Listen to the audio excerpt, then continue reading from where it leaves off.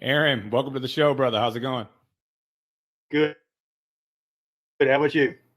Yeah, doing great, man. I been digging your Instagram page for a minute. My buddy Biohack Zach put me up on it actually, and I'd been wanting to do an HTMA for a while, anyways, because I was kind of like blindly taking minerals, and I actually got a lot of benefits out of just blindly kind of just taking selenium and taking iodine and just taking everything random and taking borax powder, and I relieved a lot of joint pain and different things, Yeah. but I felt like I needed to kind of like kind of more tailor it to myself and see what was going on. So I hit you up. But I do want to know like kind of your background before we jump into my results and how you got interested in like HTMAs and minerals, anyways.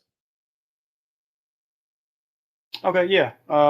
So I guess the beginning would be I got sick in college, and I went through your typical health screening, blood work and et cetera. Um, and generally when you go to certain doctors, they'll just do general generic blood testing that really doesn't um, show much problem usually because there's certain homeostatic mechanisms in the body that kind of keep things balanced. So you can't always tell, and so like whatever problem you're having, they'll have they'll say, well, we didn't find anything on blood, and so you need to go see a psychiatrist or something because it's all in the head. So people have these mysterious illnesses that you know oftentimes is usually not caught on conventional blood work. And so they but it started in college. I got sick, and I'm pretty sure it came from my braces that I had previously. Because when I have braces, it'll expose you to a lot of nickel and et cetera. Um, and later on the program, I actually detoxed a lot of nickel and chromium. So braces do expose you to chromium and nickel. Um, and there's different periods as to like the first couple months you might be exposed more to a certain metal, and then it'll tamper off the following months. But nickel tends to be one of those that is just the longer you have your braces, the more exposed you are to that nickel. So there's certain metals that you're just exposed to at a higher dose, the longer you have it. So I think that's what was, uh, kind of, uh, kind of made my health a lot worse. And I get feedback that's similar to this from other people that had braces. All of a sudden they have braces and their health just goes downhill in some way. Um, and but I had appendicitis too in college that ruptured, so some of that bacteria could have spread. So I just had these health issues that kind of started near the end of my college days, and blood work didn't show anything. So I was desperate. I was kind of just like searching online, and I came across HTMA. Um, and thankfully, I came across HTMA that was done through Dr. Wilson, which Dr. Wilson was trained under Dr. Paul Eck. So there are different factions here that we have to bring up because um, one one kind of uh, uses a replacement theory more so than Dr. Paul Eck. Like we can both say that the the two approaches do follow replacement theory in some way, obviously, but it's about uh, the combination of certain minerals that enhances the effect of what we're trying to do on a hair test. So even though you have a low mineral on a hair test and you're replacing it with a certain formula, it's different than just doing it individually with that mineral. So there's different, to me, in all respect, there's different levels of replacement theory. Because you're still replacing something, even though you're low in, when you're low in that mineral. Um, but thankfully, I came across Dr. Paul Eck's approach first. So I didn't have to really go through replacement theory or the um, more crude approach, in my opinion, in regards to replacement theory. So I didn't have to experience that. So, but immediately I noticed an improvement in my health, like brain function.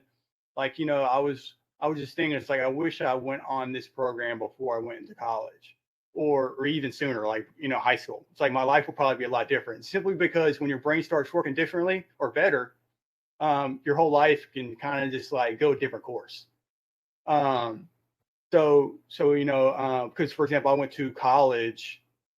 I got a degree in college, accounting and criminal justice. So later on, I had to get my certain certifications in hair analysis. But yeah, so I became a certified practitioner through Analytical Research Labs. Maybe a few years after I was on the program, because I was like, man, this works. I get it. I can comprehend it really well.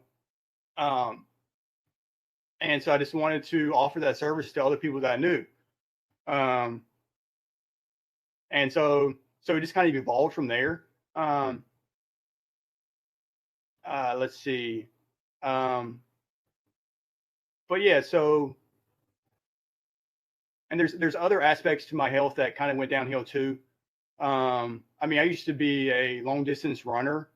Like I would run quite a bit. Like it was just my way of escaping. Like, it was just my way of getting away from like whatever was bothering me. It was just like that type of, getting away from, trying to resolve your stress by running. And so that's what I lived in that cycle a lot when I was younger. And but one of the things that I came to understand later on is that, because I used to run right next to a major road, so I was exposed to a lot of car exhaust, and so and especially with the road dust, the particle dust that's just on the road that just kind of is in the air, is floating in the air whenever just cars are going by, and from the exhaust too. So I'm pretty sure I was exposed to a lot of pollution there, and I came to find out that they used to have lead in gasoline, but they had to take the lead out because they're like, well, this is too toxic. This is polluting the environment too much. So they had to take the lead out, but they replaced it with manganese. And would I take manganese over lead? Yeah. But manganese is still toxic, and so so you absorb some of it through the lungs, and some of it can go straight to the brain, depending on just how your blood-brain barrier function is.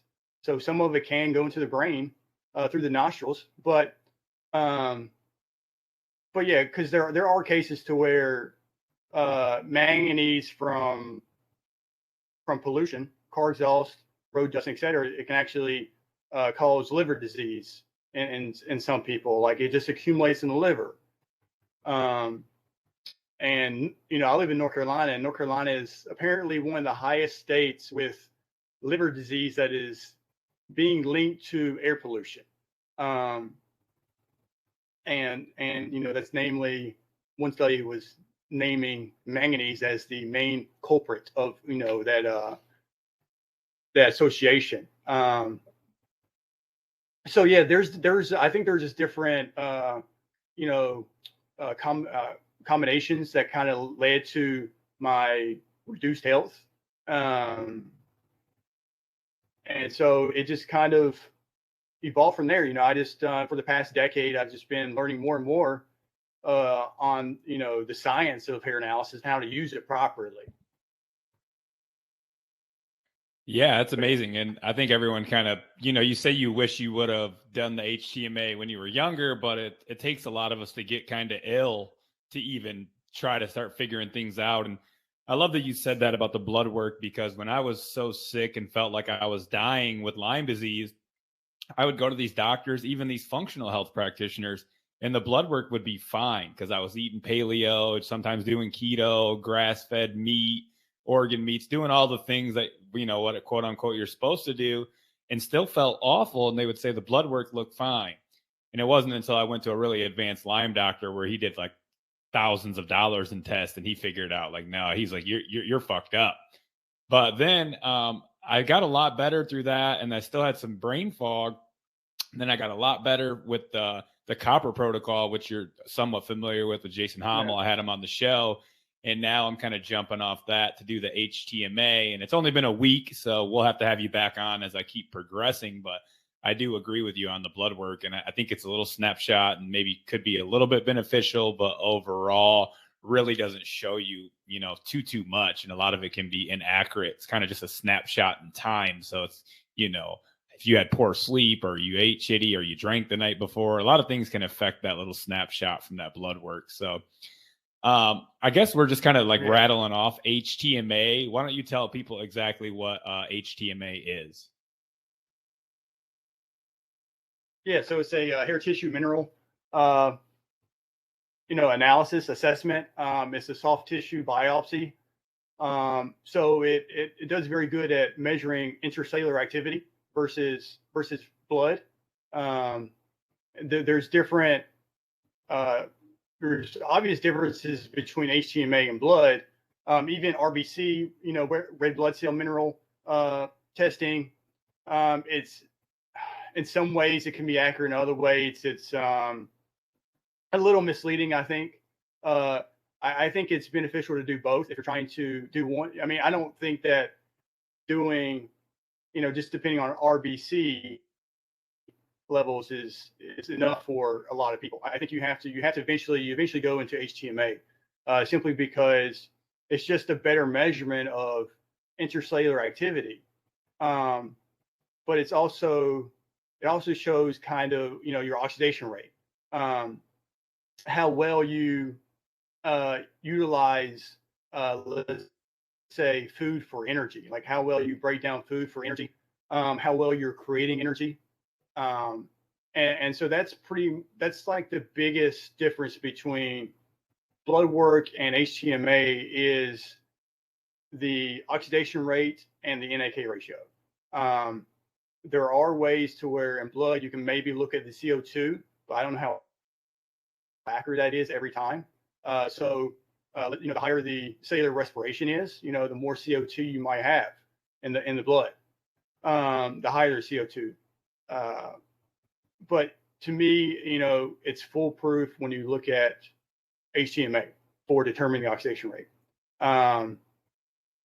And there may be other methods, such as for the NAK ratio with urine. Urine is, but it's not exact. It's not the same type of accuracy as, or the scale of how, of HTMA. But those are the things that, doctors, they don't do. It's like, can you measure my NAK ratio in urine? It's like, they're going to look at you like you're crazy. And so, but the NAK ratio and oxidation rate is, and the calcium magnesium ratio. Those three are the major components of what makes HTMA so effective and accurate. Because I know with my mineral patterns, I know when I go from fast to a 4 lows, and you'll know when you go from 4 lows to a slow, or when you go too fast to a slow. It's a different metabolic rate. It changes so many things, especially with energy levels, emotional awareness, and et cetera. So many things change. So to me, that is the accuracy behind, the validity behind here HTMA, are these different mineral patterns and the ratios. It's like that's why we just don't look at individual levels. We use more, Dr. Paul Eck used more of a whole systems approach using the ratios. But yeah, yes, that's HTMA. Yeah, it's just And from my understanding, which is kind of pretty novice, but I mean, maybe more advanced than some listeners, it kind of gives you like a 3-month kind of data. That's not just like a snapshot like blood. Like your hair is growing out. So then if you cut it real close to the scalp, then you're going to kind of get like a 3-month pattern of what's going on. And then you do another one in 3 months, and then you're going to adjust the protocol, correct? Yeah. So for different oxidation types, like most, this one's more, it's fast oxidation. So whenever someone's in fast oxidation, you can actually, many times you can slow down a fast oxidizer quicker than you can speed up a slow oxidizer. And so with people in fast oxidation, they can actually go 1 month and see changes on their hair test on our programs, because it's all about how quickly you can take someone out of a fight or flight response. So many of these people use their sympathetic nervous system way too much, like it's chronically activated. And so the moment you start, slowing down that, blunting that fight or flight response, they start like, I'm feeling tired, I'm feeling fatigued. It's like, because I'm pulling you out of that chronic fight or flight that, eventually can lead to disease, all sorts of symptoms later on. So, the fight or flight response can be beneficial in some ways, but if it's chronically happening, then we can see some serious problems later down the road. And so a person can start feeling more fatigue, and it's like, well, is the program working? And it's like, well, it's working in the way that we want it to. But the person may not enjoy that initially, just because we're trying to prevent problems from occurring later down the road that is due to a chronic fight or flight. So these individuals can actually see results within a month.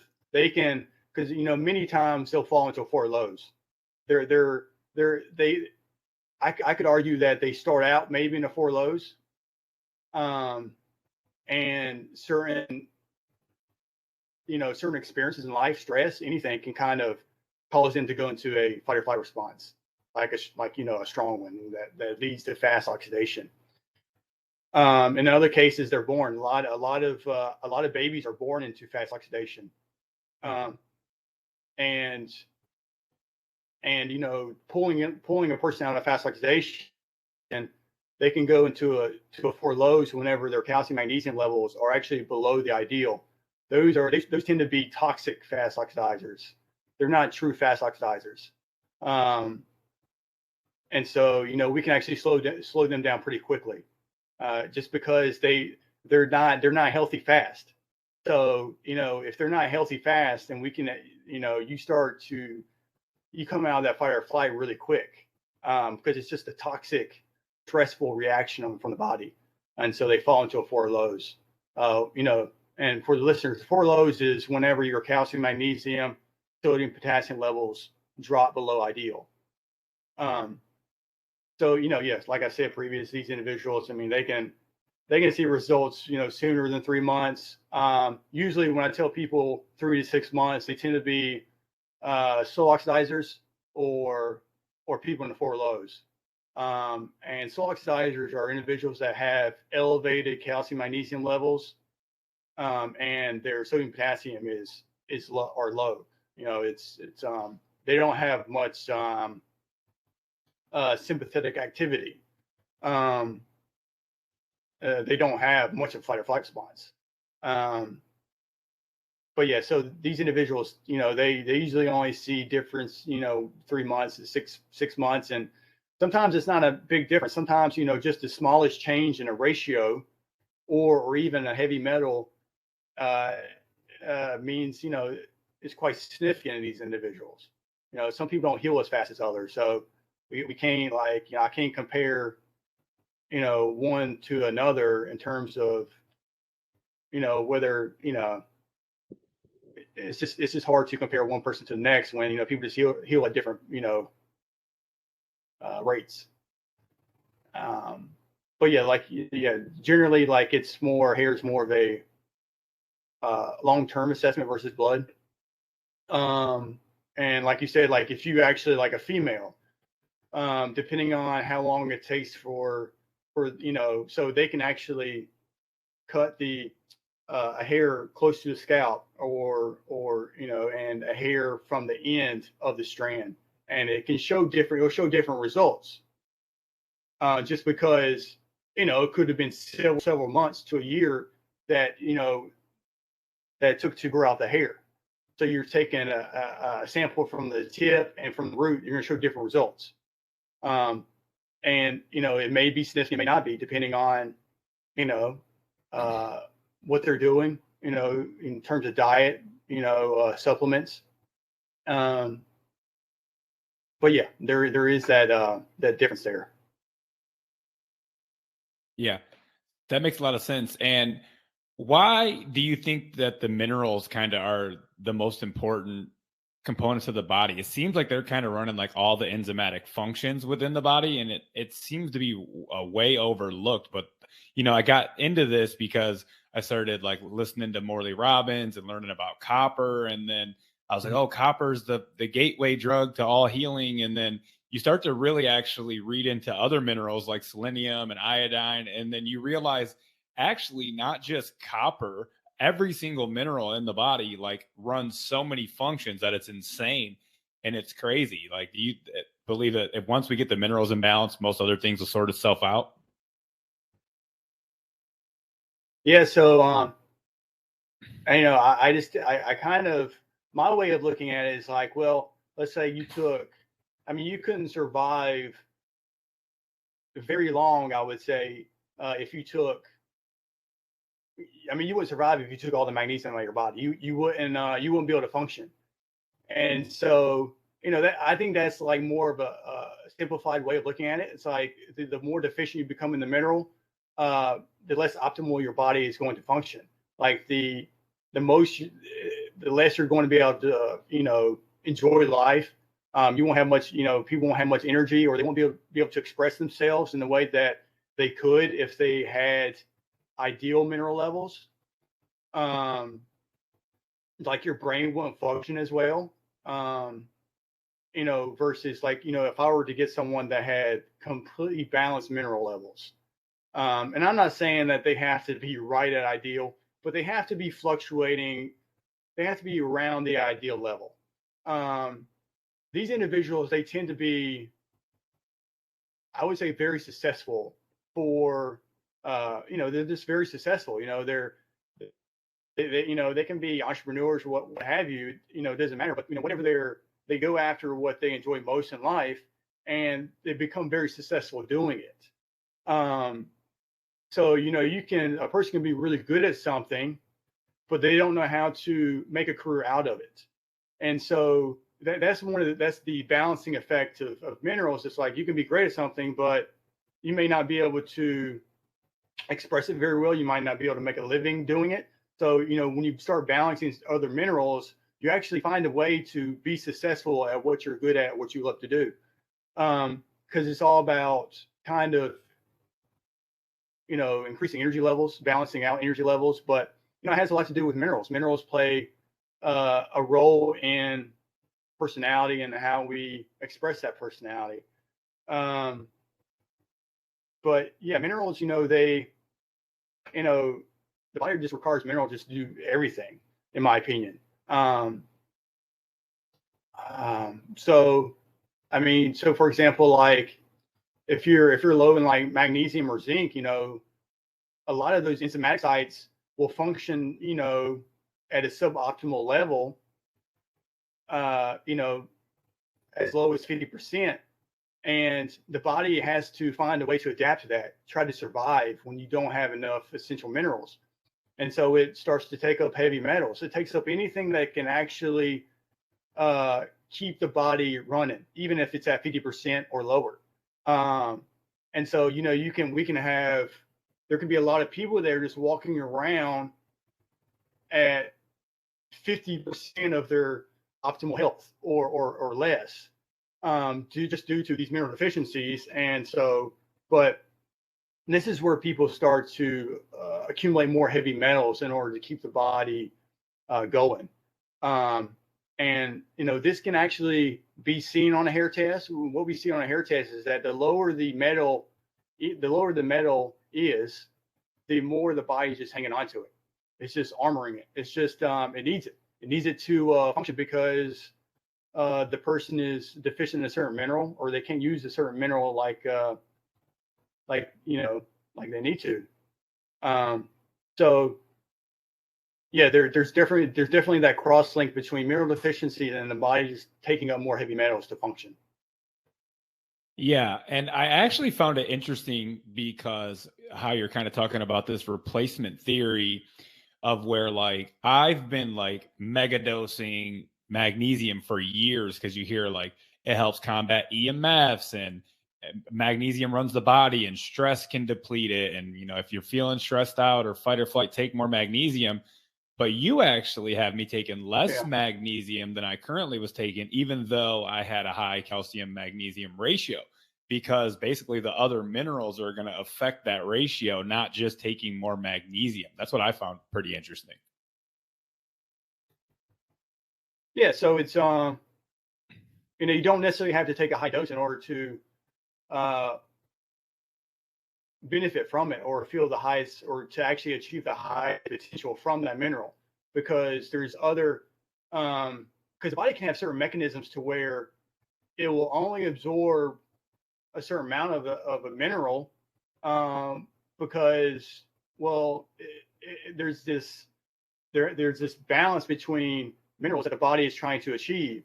So you can just overload, you can give your body a lot of magnesium, but if it has a negative zinc balance, then if the body already has a zinc deficiency, then that extra magnesium can, basically worsen that negative zinc balance. So there is this seesaw effect of like these minerals to where you don't want to overdose on one thing because it can affect the levels of another mineral.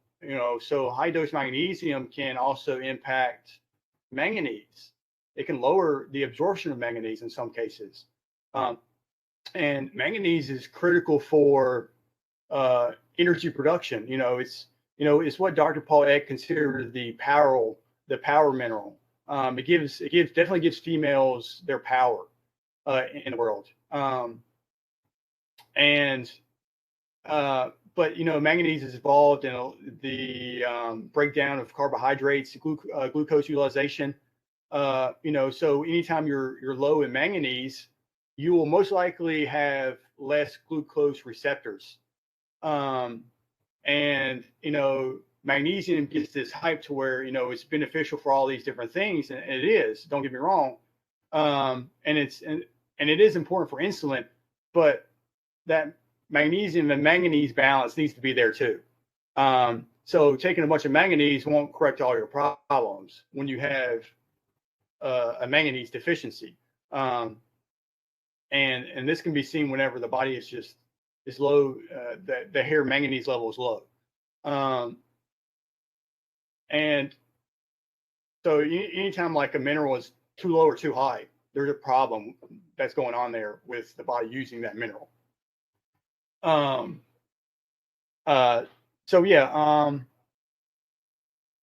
plus active B6, vitamin B6, that's important for magnesium utilization. So, I can give someone, a low dose of magnesium with IB6 or, with the active B6, and then they use their magnesium a lot better than just giving them magnesium alone. I think science research papers kind of reference it at a 10-to-1 ratio. But yeah, if you're taking, over 100 to 400 milligrams, I mean, you need about probably between maybe 30 to 40 milligrams of vitamin active B6 to, kind of use that magnesium in a better way. But at the same time, if you take too much B6, then you might interfere with copper metabolism absorption. So there's this large interplay between vitamins and minerals that, one has to take in consideration when treating someone. And I think that Dr. Paul Eck, in my opinion, he was a genius. He was a genius. I'm still just kind of in awe about how he understood biochemistry and how to use a hair test to balance it out. And whenever the NAK ratio is low, he created lemcomin that has B6 in it, B6, zinc, copper, manganese, magnesium, and so all these minerals and vitamin A, all these minerals and the vitamin actually help with vitamins help with energy production from food, like producing energy from food, and so it gets a little complex whenever you're trying to understand the entire relationship of the body, in a whole systems approach, whole systems analogy or approach.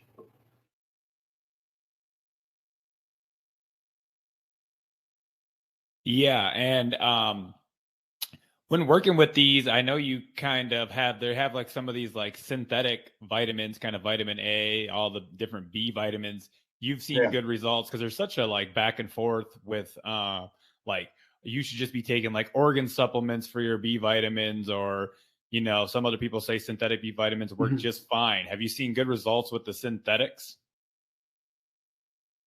Yeah, I mean, I see great results. Now, the only time that I see, I guess maybe, I wouldn't say poor results, but not as good results because certain people have a hard time handling extra methyl groups, or they have a hard time turning, let's say, the inactive B6 into the active form.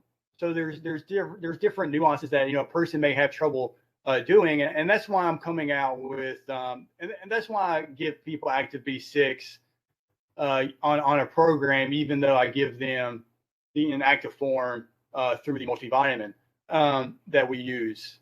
So I do that, and I think that's really the biggest difference. Now, methylcobalamin, someone may have issues with that, but there's more to the problem than just the synthetic B vitamins. There's a heavy metal toxicity component that is linked, cross-linked there,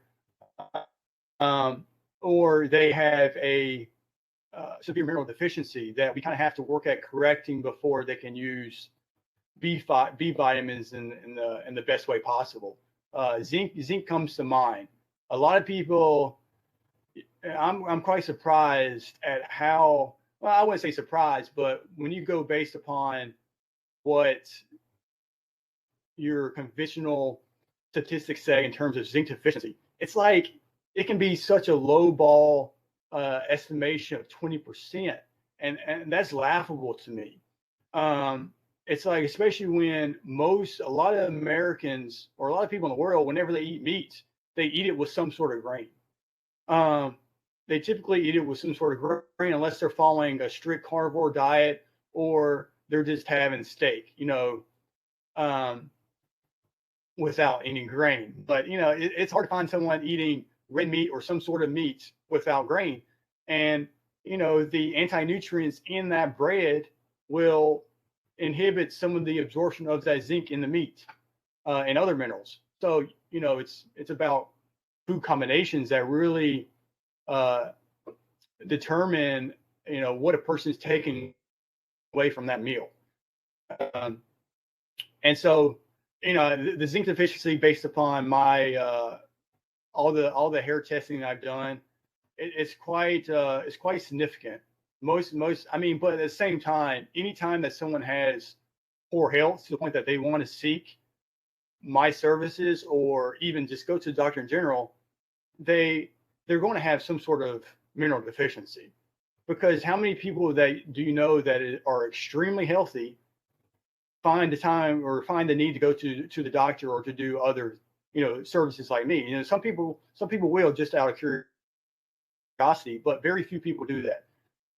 So generally, someone has some sort of health issue for them to go seek medical or health advice. And but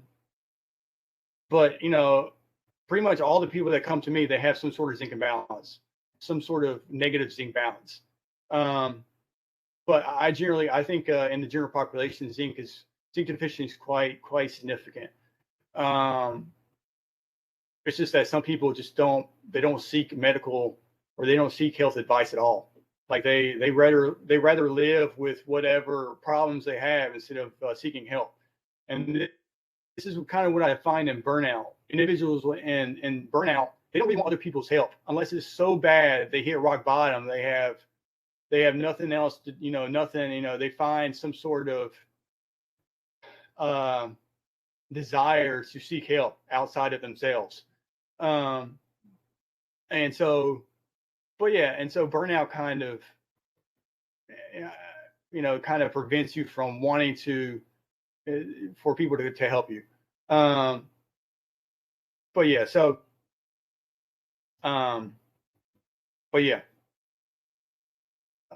what else? Yeah, so I know we kind of touched on like fast oxidizer, slow oxidizer.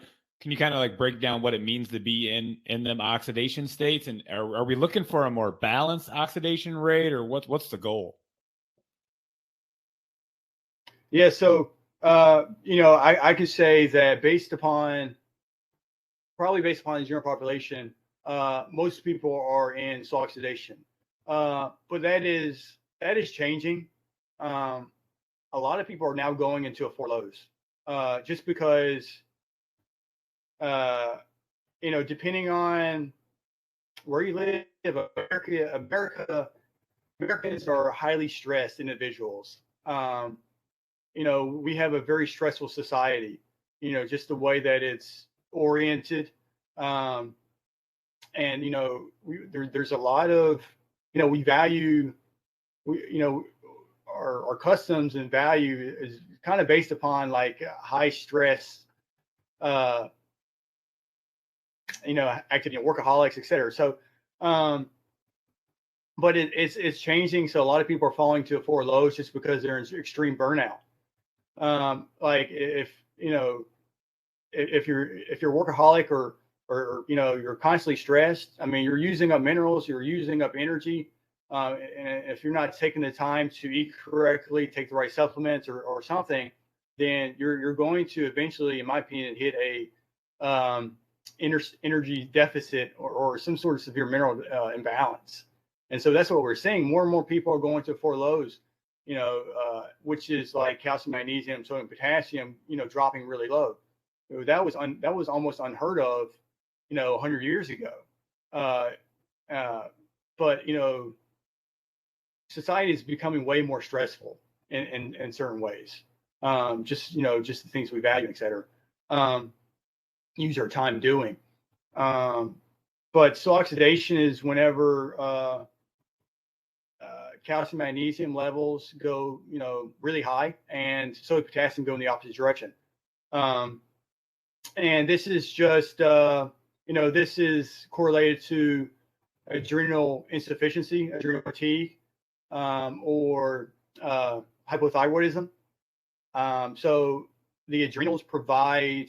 So in Dr. Paul Eck's understanding is that the adrenals provide the energy, and the thyroid sparks that fuel. So the adrenals and thyroid have to be working together at optimally in order to generate the highest level of energy, potential energy.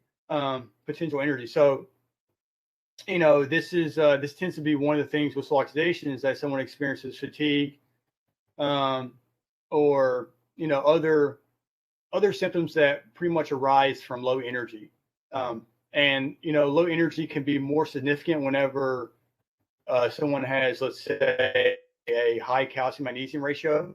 Like if it gets above, I would say either 10, around 10, the worse the energy can, the worse the energy deficit can be. So the calcium magnesium ratio should be around, probably around, in my opinion, 5 and 8. it can't be too low or too high. And this signifies energy imbalance and some sort of poor health. So whenever you have severe mineral imbalances, ratio imbalances, symptom is going to eventually surface from that ratio imbalance, low ratio or very high ratio. And so that can be, that stems to the calcium magnesium ratio, sodium potassium ratio, and et cetera. So, but yeah, and so fast oxidation is the opposite of slow. Fast oxidizers, they have high sodium potassium and low calcium magnesium. They're in a fight or flight response. Usually, rarely do I find someone that's in a healthy fast. A healthy fast would be something like maybe a child or adult that has ideal levels of calcium magnesium, and their sodium potassium is slightly elevated. It's slightly above the calcium magnesium levels, but they also have a very good NAK ratio.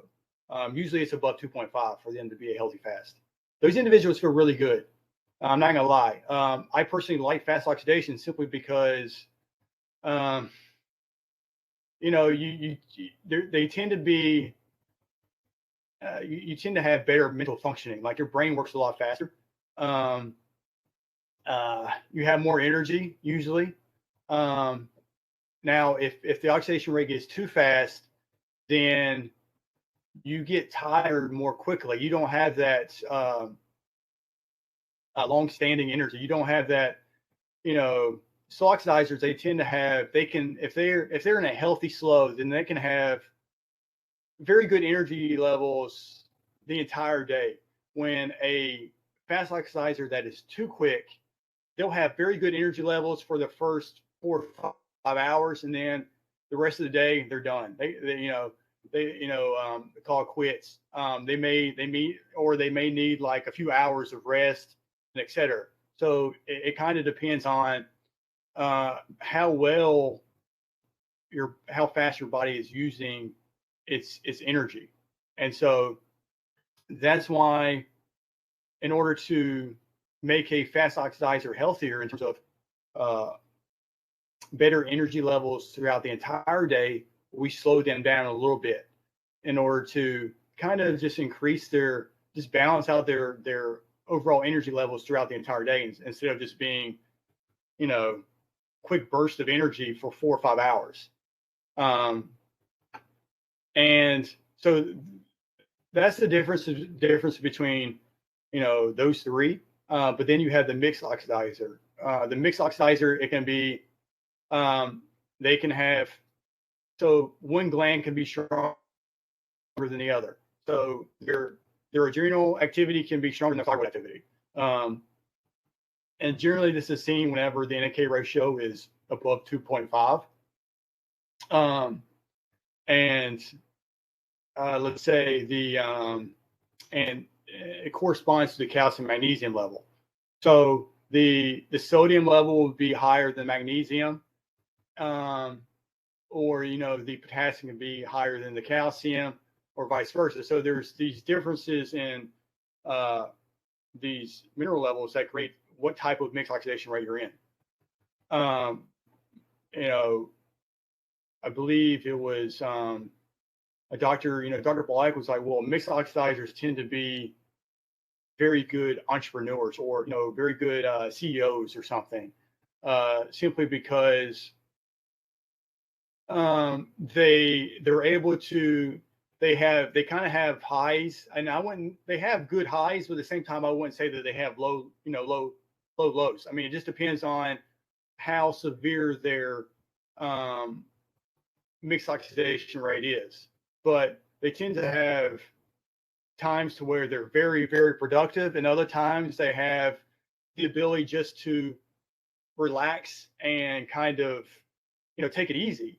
And so that's important too, because I mean, you don't necessarily want to be I would say go all the time. You need periods to where you're kind of in a relaxed state, and this allows you to recharge more effectively than being go all the time, like hyperactive all the time, because you're using up energy. Like eventually, your body has to slow down in order to uh, rebalance itself in terms of energy production, and et cetera. So there are perks to a mixed oxidizer that is different from a slow or fast. But fast oxidizers, they tend to burn through their minerals way too quickly. They burn through their energy way too quickly. And so they can have the faster your oxidation rate is, the more exercise intolerance you can have. You can't stay in the gym very long. I mean, these individuals, they tend to need creatine before and after. Because I was this kind of goes off a different topic, but there's many in the athletic performance field that say that think that creatine is best taken after a workout. But for a fast oxidizer, they rely on, they use up a lot of their quick energy, like their I would say fast twitch muscles. So they benefit from creatine before workout very well, simply because it gives them that quick burst of energy that they need for a longer workout, for a more effective workout versus a slow. But yeah, so a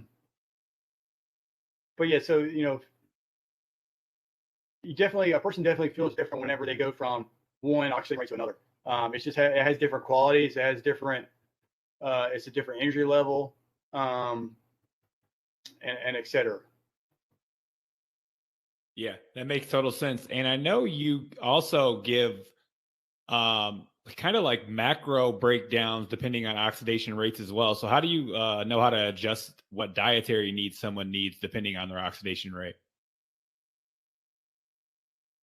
Yeah, so fast oxidizers, they tend to suffer more from hyperglycemia, especially if the NAK ratio is off. Like the more toxic, like a fast oxidizer that has a low NAK ratio is going to be more a toxic fast oxidizer. They're going to be in worse health than a fast oxidizer with a higher NAK ratio. But they tend to have hyperglycemia. And this causes all sorts of problems. I mean, balancing your glucose levels is critical for improving a lot of aspects of your health. And copper can actually do this for fast oxidizers. It can normalize their glucose levels. It helps resolve their hyperglycemia. But the opposite effect can occur with the slow. Slow oxidizers can suffer from hypoglycemia. And so that's one of the kind of the effects of copper when you give copper to a slow oxidizer. If a slow oxidizer has a low NK ratio, they'll see benefits. They normally see benefits from taking copper, but they have that beneficial effect of raising the NK ratio with the copper supplement. But on the other end, they can worsen their hypoglycemia or blood sugar regulating aspects of energy metabolism. So there's that give and take when it comes to supplementing just one mineral, because it depends on your ratios too. But yeah, so fast oxidizers, they hyperglycemia, and so, but yeah, and slow oxidizers, they can suffer from hypoglycemia, but they tend to, you kind of have to improve their energy production. So these individuals, they benefit from, I would say, maybe NAD and stuff like that. For a fast oxidizer, yes and no. It just depends. if they have a low NAK ratio, then they may see benefit from NAD or something like that. But if they have a high NAK ratio and they're in fast oxidation, not so much in my opinion. They because there's a balance between NAD and zinc, and because we kind of will have this goes into another topic, but ATP production, you can actually have too much ATP production. So for example, the more ATP production you have, you can actually have more, you can have reduced protein synthesis because of that increased ATP production and the magnesium effect. So, the more ATP, the more magnesium, is attracted to or combined to the higher ATP production. So there's less magnesium to go to other aspects of your health, such as protein synthesis. So they've seen that if you have lower, a negative magnesium balance with high ATP production, it takes away a lot from your protein synthesis. So I recently had a client where but the general idea is like the more ATP production you have, the better you are. But this is not necessarily the case when you have certain mineral deficiencies. And so the two that come to mind is magnesium and zinc. So whenever you have a zinc deficiency, and you have high ATP production, there's less clearance of ATP and ADP from the cells. And so your ectoenzymes are downregulated when there's a zinc deficiency. So yeah, you kind of have to have that balance between ATP production and sufficient minerals in order to create the optimal effect or the optimal utilization of energy. So there's definitely that aspect too that we can see in a hair analysis HTMA test that you probably couldn't see any other test. And this happens whenever the sodium level goes up and the magnesium is very low, and the zinc level can be low or very high. And so you generally don't want to give someone, you don't want to increase their ATP production when they have a very high NAK ratio, because whenever extracellular ATP increases, it can actually increase more inflammation. So you're pretty much just adding you're making, you're just adding fuel to the fire. So, it's just, you're increasing your inflammation sometimes, just because of that increase of extracellular ATP. And so this is where we give people zinc in order to lower that NAK ratio. So zinc lowers sodium, but it also increases the reduction of extracellular ATP through the ectoenzymes. So there's a lot of kind of biochemical reactions or effects that occur whenever you supplement someone based upon their hair test, and how to do it. And I said that zinc levels can be very high, and this is the case whenever. So, for example, I would have to go into metallothionein and how it releases zinc. So whenever there is more oxidized glutathione, the MT will release more zinc. And this actually helps with combating inflammation. So what we see is that, well, they'll start to accumulate more zinc in the tissues on a hair test. Their zinc will be very high. Because they can have a lot of inflammation. They can have a very poor GSH to GSSG ratio. And so whenever that oxidized glutathione or oxidized GSH increases, they release more free zinc into the tissues, because the body uses zinc as an antioxidant, as a very effective antioxidant. Now, can it become toxic in certain cases? Yeah, as but the body has to do, it only does what it can do at the time, giving, just depending on what, it has access to or is capable of doing. So it will keep going down that road of adaptation, even though it may not be beneficial long term. it's what it has to do in order to keep you alive at that moment or something, or keep you functioning, at some, good level at that time. So it's just, so that's why, like, we can actually give people more zinc, and it'll lower the NAK ratio, and the zinc level will come down. And that's, I think that's that might be paradoxical to some people, because it's like, how does that make sense? It's like you're getting more zinc and the zinc level is coming down. And this is the way it works, because there's different reasons as to why the body will increase your tissue zinc. I mean, it's just not black and white sometimes. And so it becomes kind of a headache when trying to understand all the different reasons as to what the body would do in terms of adaptation. So hair analysis can be complex depending on the defense mechanism, the adaptation that the body's trying to do. But yeah, so, in terms of inflammation, zinc can definitely help with inflammatory conditions, autoimmune conditions, whenever the NAK ratio is high. Just because, through the ectoenzymes, it can increase the adenosine levels, which is a potent anti-inflammatory for the body. So that's where we kind of have a strict method at times of how we treat a hair test, and the reactions can differ in each person depending on what the body is going to use that zinc for.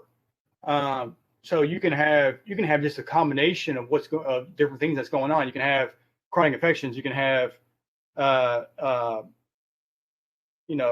things that create inflammation, but so the zinc is used by the body in a way that is most important usually, but you can still get symptoms, certain symptoms, just from like a detox symptom or something. I talked to a client or to another practitioner once, and they're like, I was kind of explaining to them how we treat a hair test. And, they were like, well, it sounds like you have a very strict pattern of how you treat a hair test. And we do. And I just don't take someone off zinc just because they're not initially feeling good on zinc. I don't think that is a good enough reason to take someone off a certain mineral, because there's many different reasons as to why someone can have certain symptoms when taking a mineral. They could be deficient. They could be very deficient in zinc.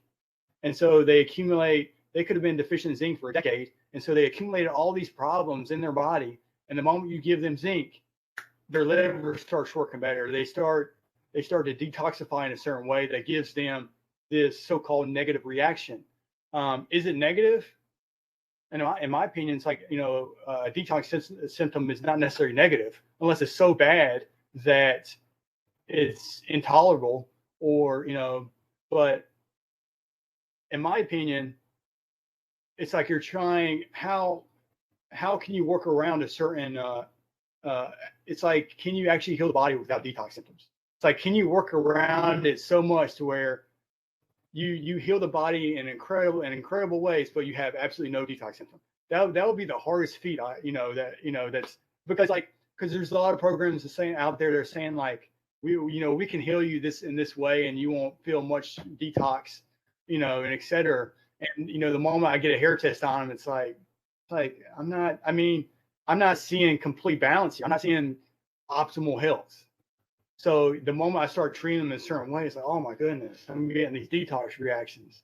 And it's like, because we treat the body in a certain way that you're going to feel something. And there's no doubt about it. It's like you're going to feel something, just because, when I give someone more zinc, they might start dumping more copper. So they'll have symptoms related to a copper dump or something like that.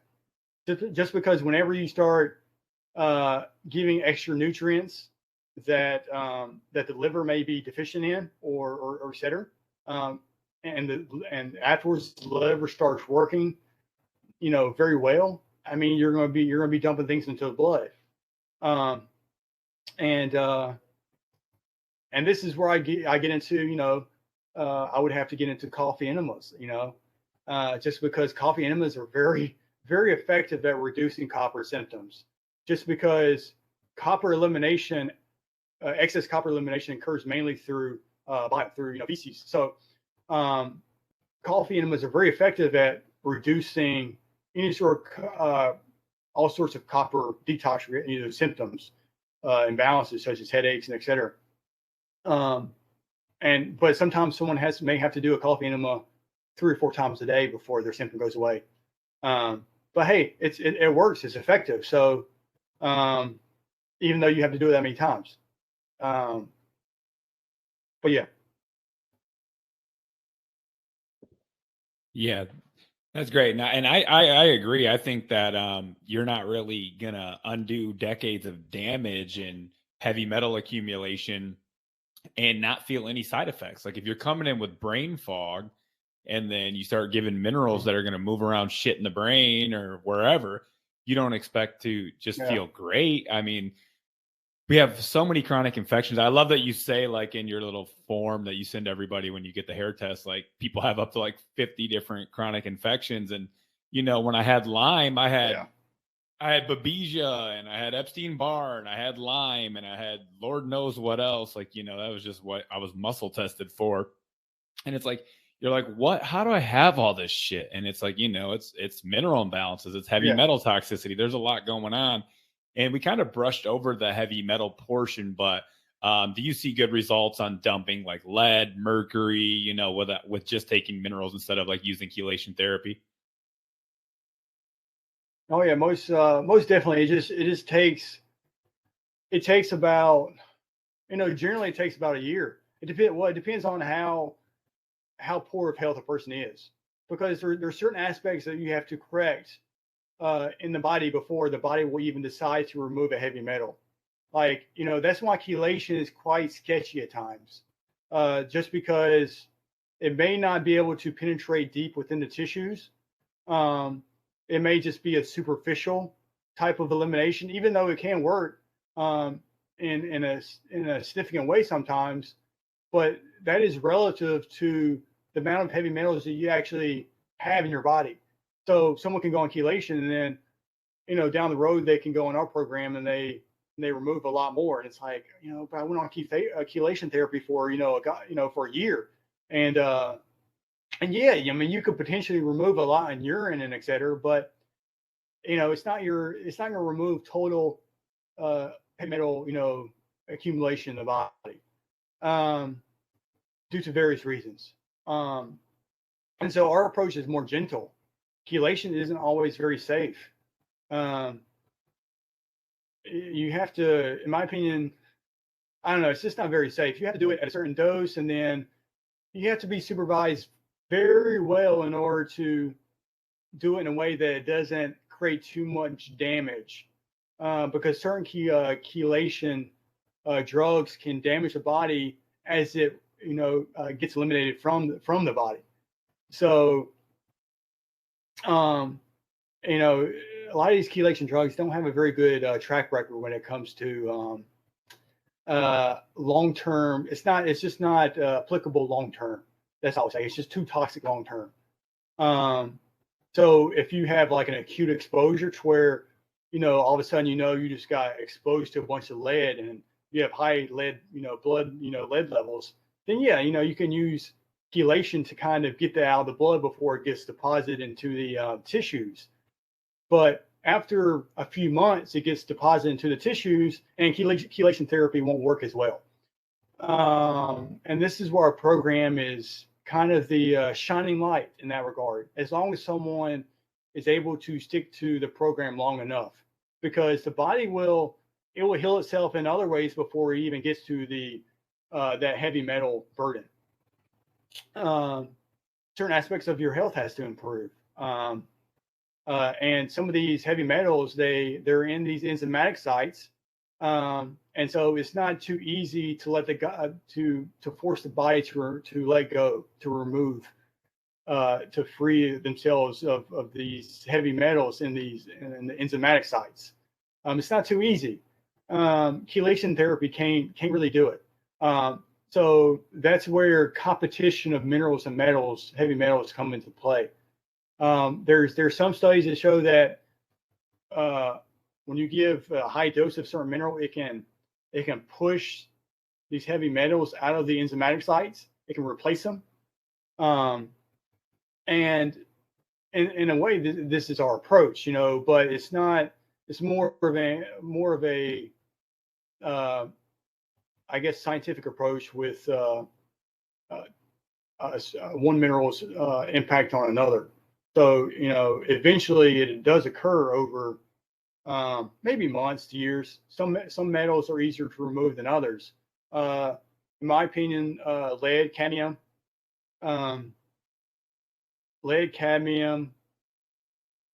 nickel, they tend to be a little harder to remove in some people. And well, especially lead and cadmium. Lead and cadmium is the hardest to remove in most people. And I tell my clients is that even a small increase of a heavy metal is a big deal in my mind. I mean, obviously, if you have a bigger dump, that's even better. But the fact that your heavy metal, because whenever the let's say the lead level drops to a very very low number, the body's hanging on to it. It's not able to actively remove it because we're exposed to heavy metals every day. And someone that is in, I would say, poor health or has severe mineral imbalances, along with very low heavy metal levels in the hair, that's a sign that they're not removing their heavy metals at all. There's no export, and the smallest increase, just a small increase of that heavy metal, it's significant. It's pretty significant, especially in lead. And you'll have small increases, and all of a sudden you can just have a big spike, and then it goes back down. And you can actually have spikes on and off depending on where that heavy metal is being removed from the body. Like the body will not just remove a heavy metal all at one time from every part of your body. You wouldn't survive it. It wouldn't survive it. So you wouldn't survive the symptoms. And so that's why the body will only release it.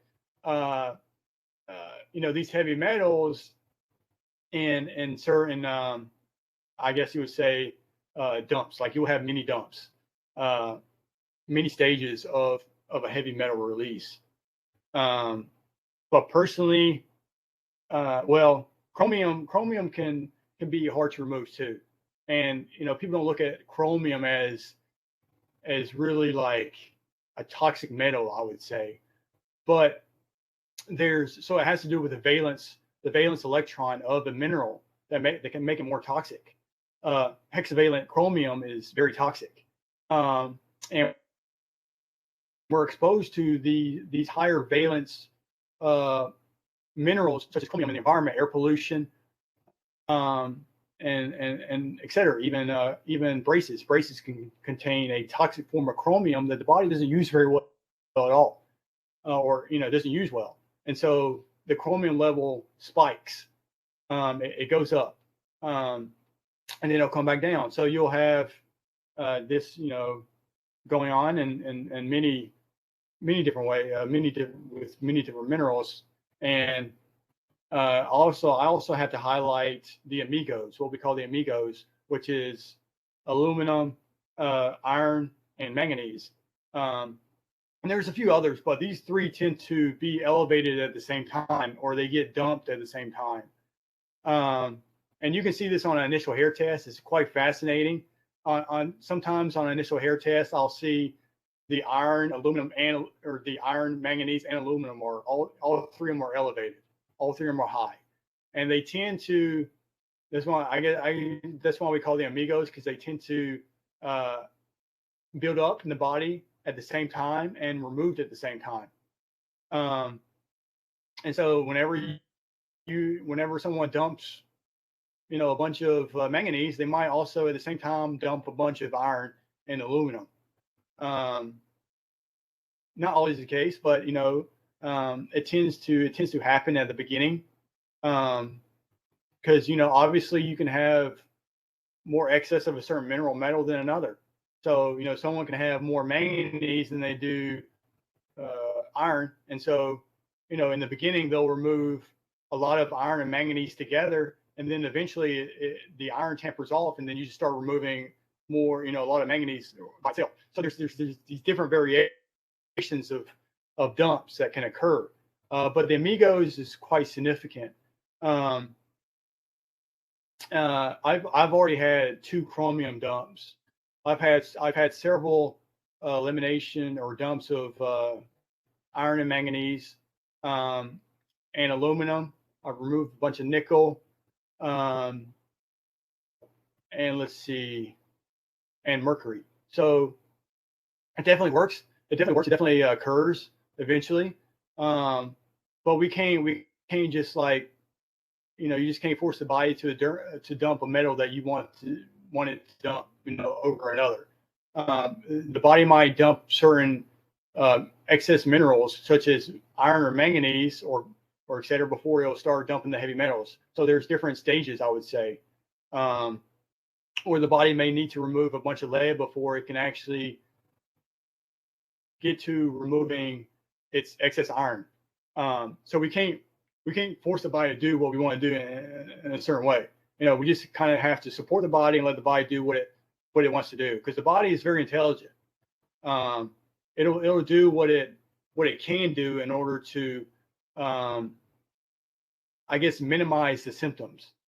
And this is where going against what the body wants to do sometimes can create an excess of symptoms that a person doesn't find tolerable or favorable, because you're not doing it in a way, you're trying to force the body too much, to detox.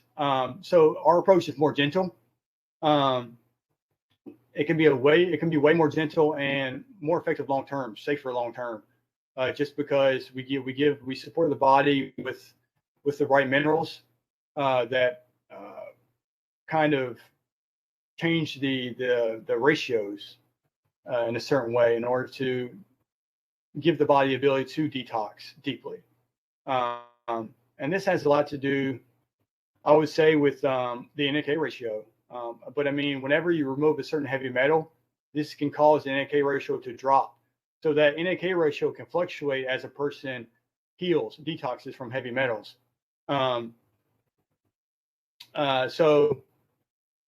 But yeah, so the NK ratio is pivotal here. I see a lot of people that are even children today. A lot of them are born with a very low NK ratio, below 1, which is very low vitality in terms of the ability to even remove heavy metals. So I had one client where it was a child and they had a very low NK ratio, and they happened to be exposed to lead at an earlier age, but the hair lead level was very low. It was what we call a poor eliminator. The body's not able to remove it, so the body can't remove these heavy metals like it should whenever the NK ratio is off. So just by raising that NK ratio, you give the body the ability to remove these poor eliminators, to change that. Yeah, actually, I wanted to I didn't put this in the notes, but I wanted to ask you, like, how early can you start testing your children? I know it's probably pretty hard for them to get them to swallow pills at a young age, but I didn't know if you were using some liquid forms instead, but how young can people start getting their kids checked? Yeah. So I guess that's the more, I mean, that's a very sensitive area, age group, simply because if they're, usually I feel more comfortable whenever probably the child is at least, I would say maybe 3. But this isn't always necessary, because, a parent can, our supplements are hard tablets, so they can crush it up and then they can put it in the smoothie. I tell people to do a smoothie or something, or find a way to put it in the food to get the child to consume. So there's ways around it versus just having a child swallow a pill, which is kind of like, maybe barbaric. And to some people, it's like, I'm not gonna give my child, my 2-year-old or 1-year-old, all these pills. And so I try to kind of pinpoint the most important areas, the most important supplements, to where they may only have to take three. Three supplements you can do a lot of changes with. So they don't have to do the full program, to be honest. The more the merrier, though. But yeah, so it's but I think the youngest that I've seen so far is one. But some 1-year-olds, they have such significant health issues that you kind of have to find a way to work it in so that they can heal. Because we're just not talking about resolving certain symptoms that are obviously problematic, but we're also talking about their development. Because whatever they're deficient in early in life, or whatever they're toxic in early in life, plays a big role in what their health, plays a big role in their health status later in life, as adults. So lead exposure is probably one of the most well known in terms of early exposure and whatever health issues it can cause in adulthood. Even if your lead exposure, even if your acute lead exposure stops. I say acute because we're always going to be exposed to more lead in some way. Just because it's not, these heavy metals, they're not biodegradable. They're not going anywhere. So a lot of this air pollution, they're here for the long haul, unless we figure out a way to remove it from the air, from the food, from the water. But it's just these heavy metals, and they even recycle. It's like the body. But yeah, eventually, it's not biodegradable, so it's not like it's going anywhere. You have to do a major cleanup of heavy metals everywhere in the environment in order to really see a better better health status and future offspring. But yeah, the 1-year-old. So lead exposure is pretty significant early in life. So you kind of want to tackle that in the quickest way, but also in the safest way. Because we're talking about their development, their mental development. Every aspect of their body is critical, at that stage. And they can be more sensitive to heavy metal toxicity as well. Their developing brain and et cetera. So it's important in this case, to raise the low NAK ratio and to correct other mineral imbalances in order for their development to really pick up or improve. Pick up and improve, or just I guess I could say normalize, but normal is kind of like, what is normal nowadays? That so normal is just relative to what a person thinks that what they think is possible, what is optimal health, what is possible in terms of development. And even with kids, I see that when I balance their minerals in a certain way, their speech improves. Like, so many aspects of their development improves. Like, it's quicker. Like they just develop quicker. Dr. Wilson calls it super babies, super children, and they just they do very well when you give them the right minerals, at balancing the oxidation rate and improving their NK ratio. They can have certain symptoms that pop up, but you can have detox reactions, and you can have improvements. So, like, for example, whenever you increase a child's NK ratio, all of a sudden they might become more emotional, because when you increase the NK ratio, you cause that person to be more assertive with their emotions, because they now have the energy to be more assertive, to express themselves. So yeah, they can become more assertive, or they just release more emotions. because that's what is required at times to heal, is releasing. It's just a side effect of healing bodies. You release certain emotions. I mean, you might get a little temperamental. I mean, it's just part of the process that the the body does in order to heal. But it can be a heavy metal that kind of changes whenever you dump a heavy metal. It can create an emotional disturbance. But usually, whenever someone's NAK ratio is very low, they can experience more detox reactions, just because their vitality has been so low for so long, or the vitality is so low in general, that the moment you start to increase their vitality, their body just cleans house. And this can be emotionally too. We can hold in emotions that are actually can create health problems, create health problems or disturbances and et cetera, that we have to, like, as we heal, we just release them. We release these pent up emotions, and it's not a negative thing. It's something to celebrate. I mean, you're becoming more assertive. You're able to express your emotions in a way that you're just not hanging on to hatred and stuff. You're not hanging on to anger.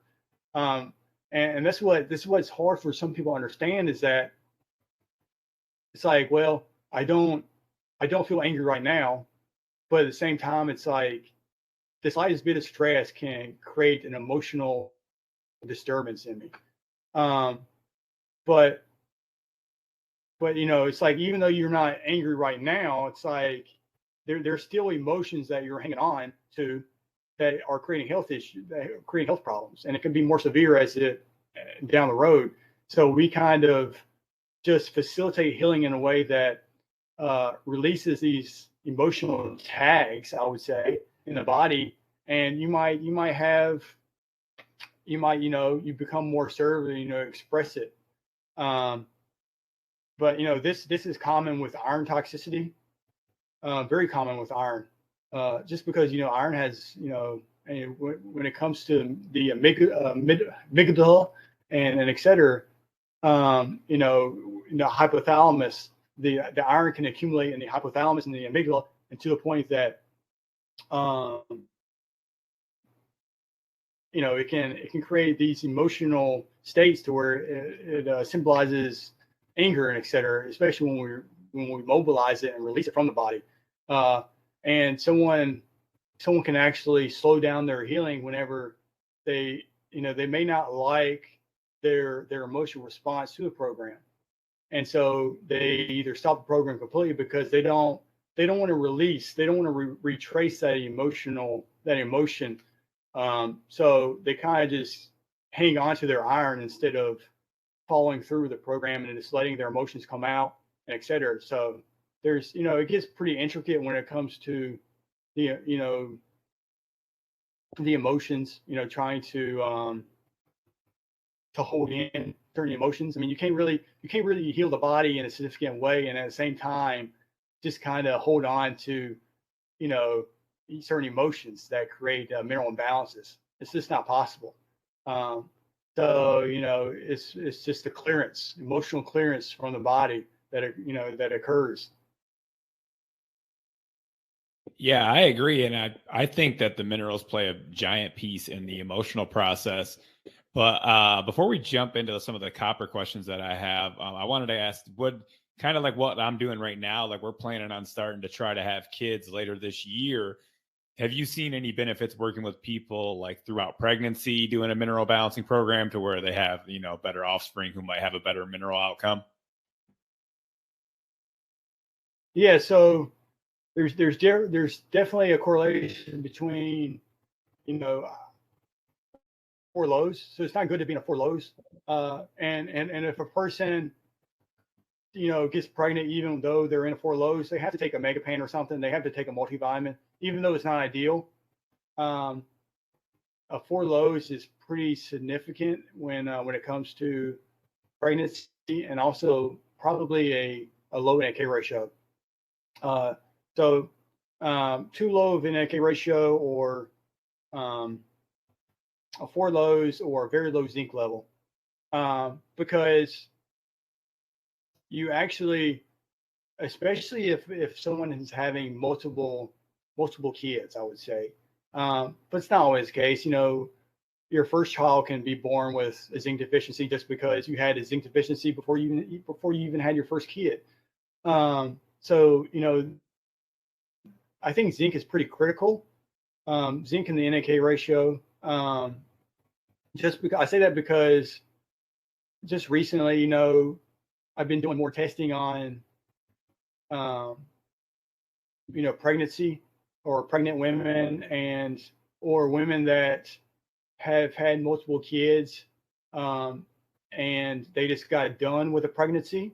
And so I see the correlation between their hair test post-pregnancy and their child that is maybe 2 years old.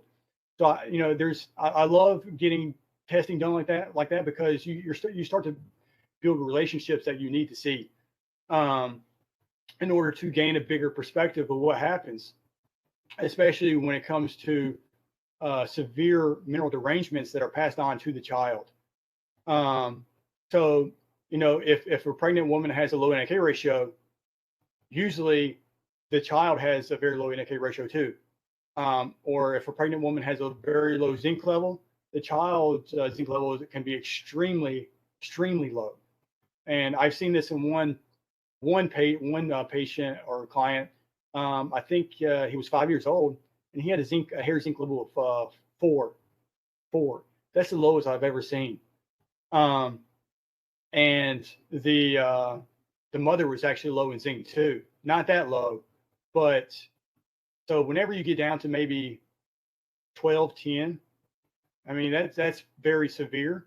And so your child can be even lower in zinc, hair zinc, and it can drop down to 4.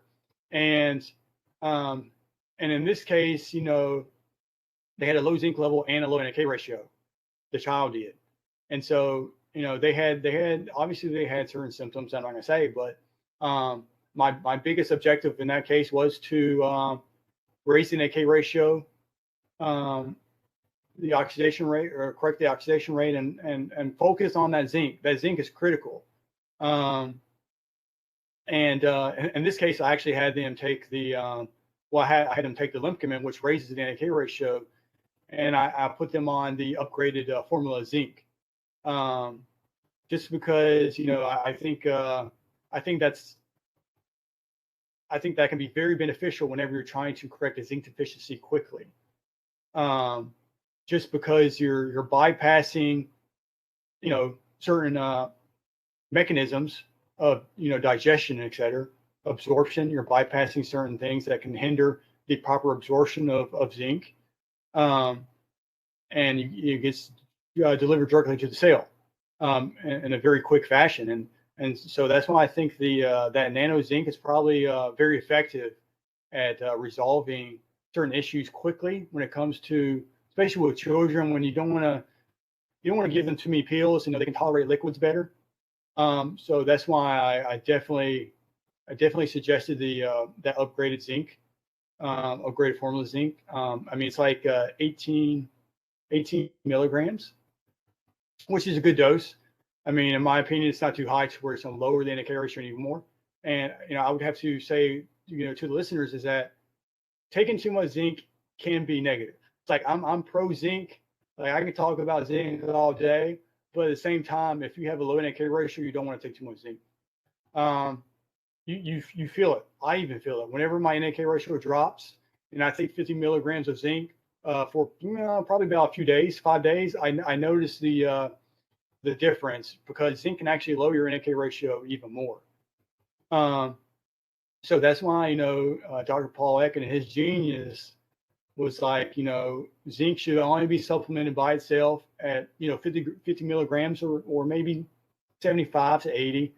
75 to 80 is kind of pushing it. I don't think that's really necessary at times, but I generally stick around 50 milligrams when the NAK ratio is high. But it's very effective. Like it does not create a copper deficiency. I have not seen that at all. I don't think it negatively impacts the ceruloplasmin at all. I haven't seen that. There are cases to where, if you're kind of going off topic a little bit, but when you combine vitamin A with zinc, it can actually raise the ceruloplasmin level. So there are times to where supplementing zinc can actually raise your hair tissue copper. Simply because there are many relationships between zinc, vitamin A, retinol, and copper. So getting to the retinol and zinc discussion, zinc helps with vitamin A utilization. Not so much for vitamin A getting into the liver, but for vitamin A, for vitamin A to be transported from the liver is where zinc is absolutely critical. And this is actually seen with definitely with retinol binding protein. The RBP actually increases its highest whenever someone zinc is supplements with zinc, and this has been shown in studies with women breastfeeding. When their milk is when they supplement with zinc during breastfeeding, the retinol binding protein increases. It's at its highest versus women that don't supplement zinc while breastfeeding, and this is absolutely critical for the baby's development. Because they're able to because vitamin A plays a huge role in brain development, huge role. And so you want the zinc and RBP, high enough to where it facilitates proper development of that baby, to where the breast milk is enough to satisfy the baby's development or need. But yeah, so there is that relationship. So, by supplementing zinc and vitamin A, you can increase the way that, it can actually improve copper utilization in some ways. So, because I would have to say that in order to increase ceruloplasmin, supplementing copper is not the only way to do it. I look, so when I do my research, I look at different ways to do something versus just singling out one way to do it, or focusing on just one way to do it, which is to raise ceruloplasmin, you supplement copper. So that's where the diversity of the NAK ratio comes into play. Like, we don't supplement zinc by itself when the NAK ratio is high. When it's low, we actually give additional copper, even to a soft oxidizer. So even soft oxidizer can get about, if you take about 6 to 7 times per day, you're still getting about 4 milligrams or more of copper, which is quite significant whenever you're actually when you're also improving the way the body uses copper. So I can supplement someone with copper, but supplementing copper alone doesn't necessarily improve the way that they're metabolizing or utilizing copper. This is seen with other minerals too, magnesium, vitamin A. But I'll have to say too that there's this other child that I worked with that suffered from seizures, and the parent was a close follower of my page, and I talk about zinc picolinate a lot, or just zinc in general, and so they decided to give their child with seizures. The child was only I want to say 2 years old, around there, and they gave a liquid form of zinc picolinate with vitamin C, and they were able to go off the seizure medication. And they asked me, it's like, well, was there a correlation between that and the person's viral infection that they had, I think it was like several months before, because they noticed that right after a viral infection, the child started to develop seizures. and so they went on this medication, and it did work to a certain degree. But then they started adding the zinc picolinate with vitamin C in liquid form, and then they were able to completely go off the medication. And they only have residual symptoms, I would say. Like it's a lot minor compared to just a full-fledged seizure, to where half the body goes numb and they just fall over. So that completely stopped, but there's still aspects that need to be corrected, because zinc can't do it all. I mean, zinc won't do everything for you. So this is where, but it will help it can help in a significant way, to where something, it makes it more tolerable, improves it dramatically. But in this case, they need to balance their oxidation rate and raise their NAK ratio, which zinc alone will not do. I'm not saying that zinc is so good that it'll replace the activity of other minerals or et cetera. That's not the case. But zinc is so effective at times, to where it can improve a health condition in a big way. But it won't take you to optimal health by itself, obviously. But yeah, so I had to focus on raising the NAK ratio too. But the zinc, it was powerful, and this person had a low hair zinc level too. And there's certain times to where replacement therapy can work to a degree. It can take you, it can give you improvements to a certain degree, I would say. It can only take you so far, in my opinion. Like you were saying, like you're taking random supplements and you're feeling better, and that absolutely happens. I did that in the past, and obviously when you start to supplement your body with extra nutrients, I mean, you're probably going to function better. But when it comes to significant mineral derangements, it usually requires more in order to really get back to optimal health, where you just feel amazing. But yeah, and so. Yeah, I think that's actually a good segue into, you kind of touched on some of the copper stuff, and this is why I actually wanted to have you on, because you actually have a more balanced approach than the copper revolution stuff, as where you say, like you already kind of explained, where there's certain instances where you do give a pretty high dose of copper, but then not everyone needs more copper. Some people need to dump some copper, in your opinion. So what do you think are like some of the dangers of just, everybody just supplementing the high dose copper? So, it's because, whenever you supplement copper, if you're supplementing with a very bioavailable copper, it's obviously going to impact other minerals. I mean, you can't,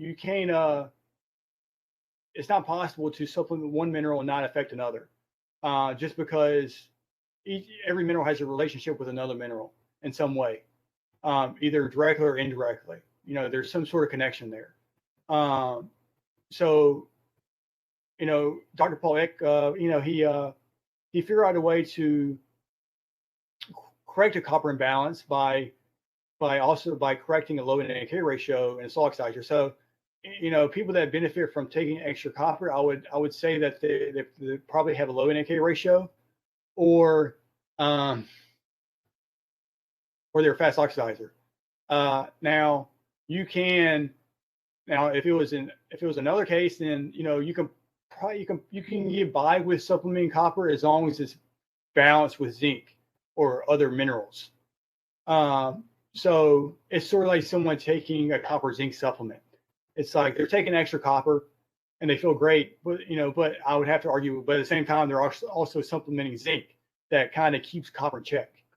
So, getting into the biochemistry of it, metallothionein, it actually creates safe storage for copper.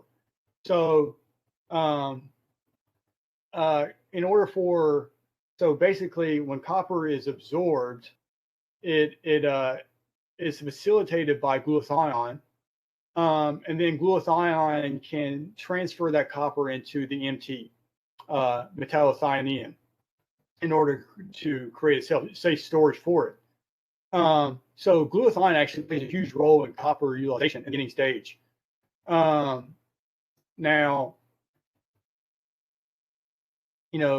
so usually we just supplement copper with when the NK ratio is low or someone's in fast oxidation.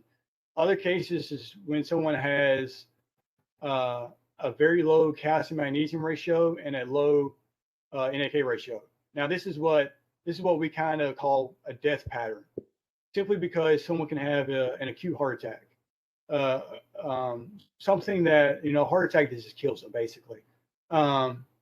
It's a very fatal heart attack, and this is because the NK ratio drops very low, and so does the calcium magnesium ratio. Because calcium signaling, having enough calcium is critical for healthy heart function, especially calcium signaling. So you have to have that calcium magnesium ratio just right. So you're looking at the calcium signaling and I guess I would say the electrical communication of the heart. And so when the NK ratio drops too low and the calcium magnesium drops very low, it's like it's double stress on the heart. And so usually when they have a heart attack, it's not a minor heart attack, it's a major one, just because of that double low ratio. And in this case, we give them very high dose copper, because copper raises the sodium level and it raises the calcium level. So giving someone about 2 milligrams of very bioavailable copper, it can save them from having a severe heart attack. And I was actually in this case one time. I had this pattern at one time. I was a UPS driver several years back, and I was highly stressed. I was so stressed to the point that I developed this double low ratio. And thankfully, I came out of it. Thankfully, I knew what I knew, and I did periodic testing, and I came out of it by doing high dose copper. So there's times to where a person has a certain mineral pattern ratio that giving a lot of copper can save their life, no doubt. So there's a time and place with high dose copper, in my opinion. Well, that's the approach we take. Because with soil oxidizers, we don't necessarily, the only time we give them extra copper is through limpcomin, but that copper and limpcomin is balanced with zinc, magnesium, manganese. So it's a much different effect than just giving someone copper alone at trying to raise the NK ratio versus giving copper with other minerals that kind of balance the effect of copper. Because it's not just about giving someone a bunch of copper in order to raise the low hair copper level, because you don't necessarily know, because you have to know how doing that will impact the other ratios, and it could potentially make it worse, especially when you're not giving it with other minerals that kind of counteract the toxicity of copper. And because copper excess is real. I know many programs try to act like copper excess isn't real, but at the same time they say that you can take too much zinc or you can take too much iron. You can have iron toxicity. It's like, if you can have iron toxicity, if you can have zinc toxicity, why can't you have copper toxicity? It's like, is that the anomaly that that's not possible? It's like you can have everything else, that's in high amounts, but copper isn't one of them. So I don't fall for that charade or for that mentality, simply because I'm like, it's just like with zinc. It's like I agree that zinc is, you can supplement too much zinc, at a certain time. But yeah. But so oxidizers, they're only giving copper when they have a low NK ratio. So we kind of improve the body's ability to use the copper that they have. It's not, because hair doesn't necessarily show how much copper you have. It can show you how you're using copper, but just because you have a low copper level doesn't mean that you're low in copper. And it's the same case with blood. Just because you have a low copper level in blood doesn't mean that you necessarily have low copper storage, because you can still have a lot of copper somewhere in the body and then not show up in blood or hair. So that's one of the, I mean, that could be the case with other minerals too. So, but hair is a very good way of measuring how well you're using a certain mineral, and how well it's, how well you're using, transporting, etc. So, a low copper level in a slow oxidizer is different than a low copper level in a fast. It has a different effect, because there comes a point to where, I mean, you would have to do a study, a very controlled study, to where I would get a slow oxidizer, and all I would do is give them 10 milligrams of copper, to a group that are all slow oxidizers, and 10 milligrams of copper to fast oxidizers, and that's all you would give them, and see how they respond. And you would have to, basically experiment for, you would have to do that for, I mean, I would say maybe a few months, sometimes not even that long. And each group will most likely have a different reaction to that 10 milligrams of copper, and just that alone. Because, a lot of people, people can do other things that kind of improve certain aspects of their energy, but they may only tie it to the copper that they're taking. It's like I'm taking an extra copper, and so I got good energy levels, but on the side I'm actually doing these other things too. So that's why I like certain studies that are very controlled, to where you just take the average Joe in each oxidation pattern, and you don't change really anything else that they're doing, and you just give them 2 milligrams of copper, and you just take notes of how each person feels. To me, that would be the most epic and determining, and kind of correlating it to their hair mineral test too, to where, these slow oxidizers, they have low copper, and these fast oxidizers have low copper too.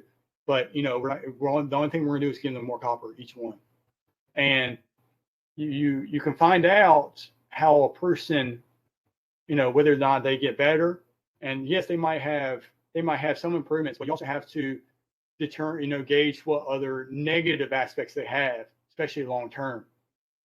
It's like, for example, let's say you go on a mono diet, or let's say you go on a carnivore diet or something, and you feel great in the beginning, but on certain diets, you can feel great, and then all of a sudden it's like, man, I don't feel so good. It can change. You feel a difference, you feel an improvement, and then all of a sudden, it's like you kind of go downhill in certain ways, certain aspects. And so you have to start supplementing that diet with other things in order to get back what you lost on that mono diet. And this happens on carnivore. I can bring up a certain name that, a person, someone big in carnivore, they started out with that mono diet, and they started adding more fruit and other foods. And this happens for a reason. So,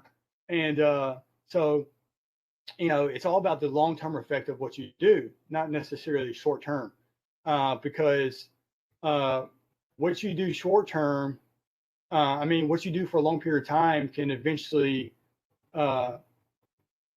show up, in terms of symptoms or et cetera. And, but yeah, so, I would prefer a control study like that in order to really, but generally, our approach overall, we see great results in terms of the changes that we can see on a hair test. So, it's not just about, so it's about really the evolution of a person's healing. So like they can start on one mineral pattern, and they retrace another one, because there can be multiple mineral patterns underneath the one that I'm seeing on a hair test, the surface, because you went through 20 or 30 years of perhaps different mineral ratios and patterns. Usually not patterns, it's usually different ratios at times, especially if you develop a certain disease. It's like if you get a certain viral infection, it can change your mineral ratios, but any type of stress can change your mineral ratios. It can change the oxidation rate, but it tends to be more of the NAK ratio, the calcium magnesium ratio, and not so much the oxidation rate. But that's not always the case. I mean, it's like saying that someone that is born into soil oxidation will never go into fast in a natural way, or and speed up in a natural way. I mean, it's possible, but I rarely see that unless they're doing something very special to bring them out of the slow and push them into like a faster oxidation rate. It usually doesn't happen in a natural way where you just do typical things to improve your health. So you just have these changes in these mineral ratios that you have to retrace at times. So this is where hair analysis gets its greatest greatest results. That's where I like to see. That's where analyzing hair testing is gives us its importance, is the ability to heal the body in a significant way to where it'll retrace its previous mineral distortions, ratio distortions, and we see this. But yeah, I think I kind of went off topic, but yeah, no, it's all good. I just want to give my input on the copper protocol, and it was, there's higher levels of zinc on Jason's protocol. I think people who haven't looked into it think that it's just high copper, but he's got boron and chromium, and he's got all these other minerals in there. He's done a lot of research, and his book is linked with a lot of research and data. Like, he's not just like blindly saying take a whole bunch of copper and that's it. He's got vitamin C on there and other things. So it's like, it was always a higher zinc ratio than copper. Maybe that's why I was feeling better or whatever. Anyways, but I eliminated shit tons of parasites, like I insane amounts. Like I don't know if that copper sulfate was just going in there and bombing the system or what, but I know whatever, my digestion's definitely better copper from sulfate that. is very powerful.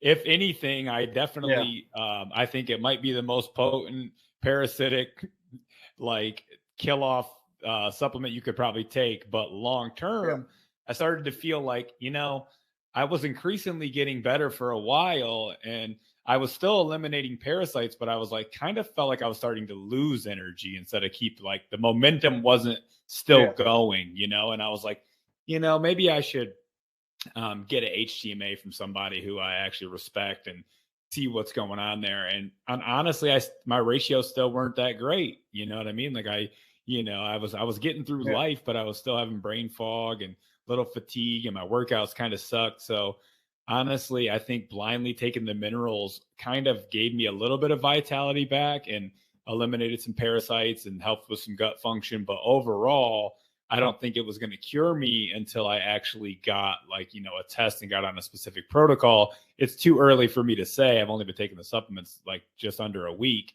So it's going to take some time. So I'll have you back on as I get a few more tests, and we'll talk about how that shifted. But it's just, I don't know. Some people seem to do really well on it, and then I don't know if anyone's really healing themselves blindly taking the minerals. Yeah, and so at the same time, it's like that can be, so someone can create a program that works for maybe 60 to 80% of the people in a certain way, just because a certain amount of people probably have a very similar mineral pattern on their hair test, such as a low NK ratio. Well, in my opinion, this would be more oriented towards a low NK ratio, but at the same time, if you give too much copper, then it can counteract. Well, copper can raise the sodium, and so it can improve the NK ratio in some aspect. It just depends on how poor of health a person is, because you can give someone extra copper, but if they're really in poor health, then it won't make much dent in the NK ratio. They need more, such as manganese and etc., vitamin C. So I like that, that he does other things, but at the same time, like, there is a balancing effect between zinc and copper at times, to where, copper will raise the sodium, zinc will kind of come behind and lower it, kind of, keep it balanced. Copper can raise the calcium, but zinc will come in and kind of keep that from happening. It'll lower the sodium. So zinc is very diverse. It can actually zinc can actually raise or lower the calcium magnesium ratio depending on the situation. So zinc has that it has that dual ability there. But zinc usually always lowers the sodium NK ratio. So there is that balancing effect there to where you won't necessarily get, worse long term, but other aspects may change depending on the ratio between copper and zinc that you're taking, or how the body is using copper, how it's storing copper, just a multitude of things that may be going on that determine how the body is using zinc and copper. And so there's, when I look at a hair test, you give someone more copper and raise their sodium level, but what if they have a low magnesium level? That could be a problem. Because magnesium and copper, magnesium can actually help you detox copper. It can actually antagonize copper, and especially copper storage in the liver or something. So there's these synergistic and there's synergistic relationships, and then antagonism that occurs between minerals that in my opinion has to be taken in consideration. So like I was saying before, certain programs, they may not help a subset of people because it's too much of a hit and miss. So with our hair testing, we're actually able to tell without what you need without a hit and miss approach. Like you can improve 60% of the people, but miss the remaining. But you still get a lot of success from that 60%. That's just because you're improving the health in a certain way that applies to a certain group of people with similar mineral patterns or ratios. So that has to be taken into consideration too. That just because something helps one person, well, there's someone out there with a different mineral pattern or ratio that it's not going to help. It actually make them worse. So that's why I'm pro, my program, because I'm actually able to tell what you need at a given time, given point of time, versus just kind of like, well, I have 60% of my clients that feel better on this diet. I'm gonna give it to you too because it could help you. But sometimes it doesn't, and these people actually lose certain people. So sometimes you can gauge how well a program works by the amount of people they lose, because their program only helps a certain amount of people, depending on what ratio and balances they have. And so the other people, they go and find something else that works for them better. And this happens with a lot of programs that don't use hair analysis and et cetera to really determine what a person will benefit in the best way possible. And this is where we also get different results from other replacement theory approaches or replacement approaches, because it's like when a practitioner looks at a hair test and they see, well, this person has low zinc, this person has low copper, low manganese. Let's give everything that they're low in, and just hope that the body uses in the way that it should and balances the minerals. And that's not always the case. It's a hit and miss. Sometimes, it does. It won't work completely, but it may work in some aspect. It'll improve your health in some aspects, such as you got low zinc, you take more zinc.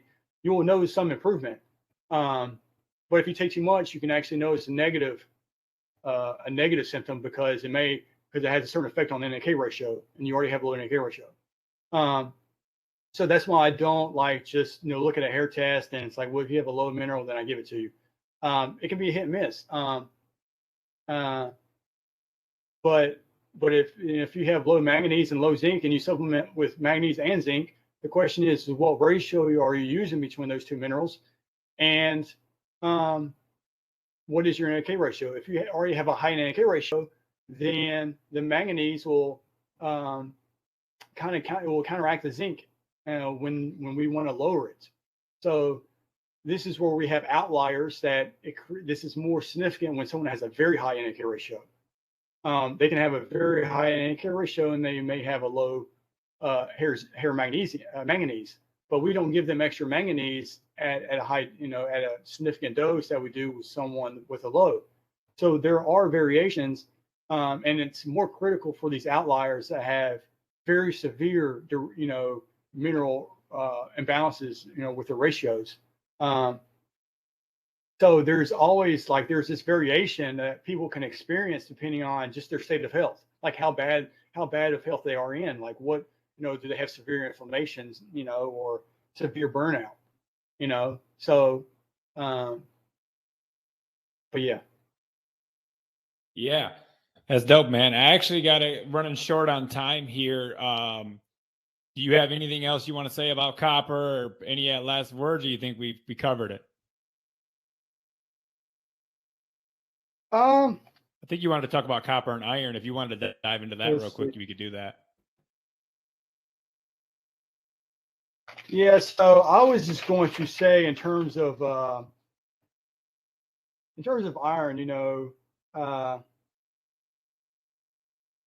let's see. So, in cases where there's a,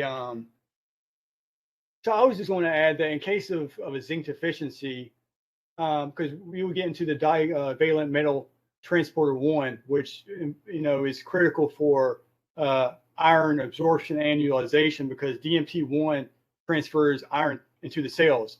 And, intracellular iron is mostly, most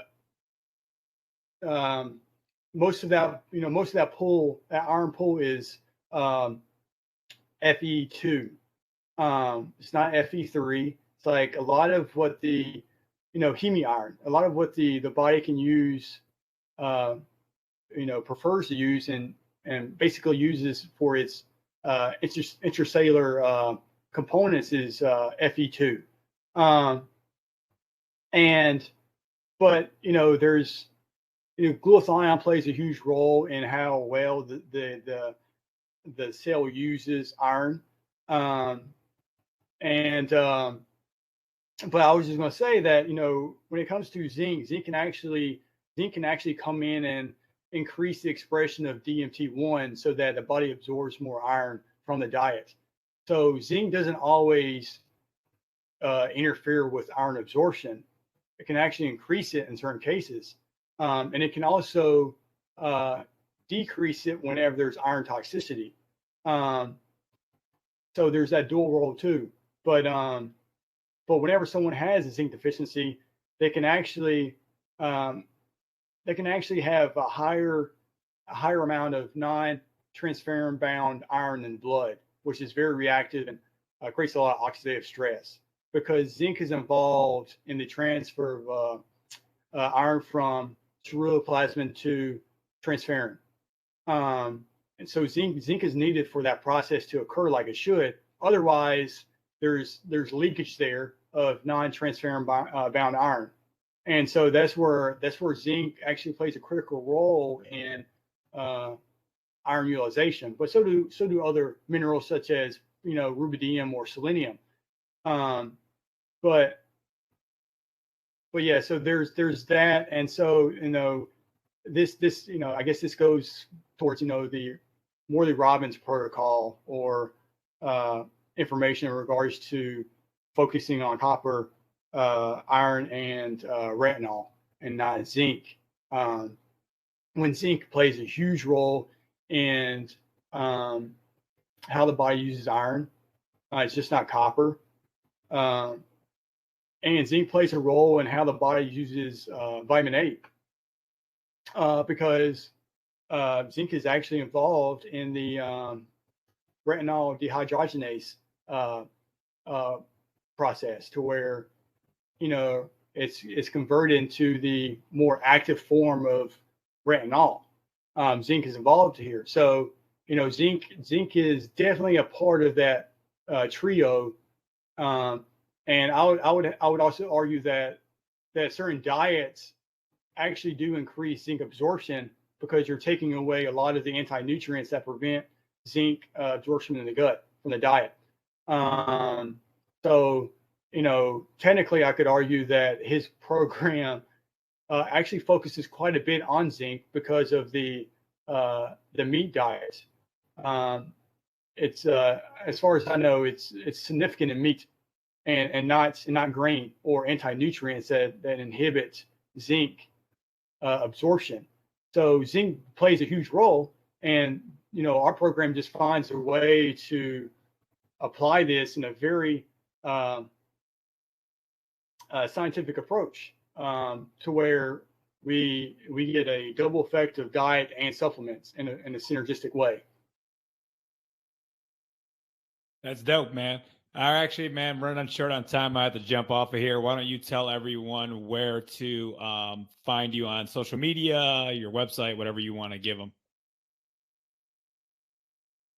Oh yeah, so my Instagram page is Redox Stasis, and on there I have information regarding hair testing, and my website is listed on my Instagram page, or you can go to redoxstasis.com.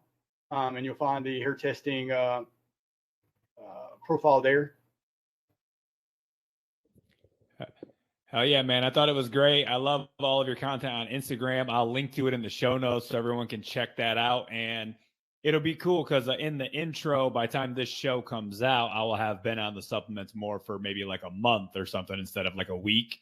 And then I'll be able to give more of an updated how I'm feeling on the protocol in the intro that I make the week that it comes out. So that'll be cool. And I'll be able to give a nice little update there. So thanks so much, man. As we do some more testing in the future, I'm going to have you back on the show. All right, man. I enjoyed it. Appreciate it. Appreciate it having me on here. Later on, brother.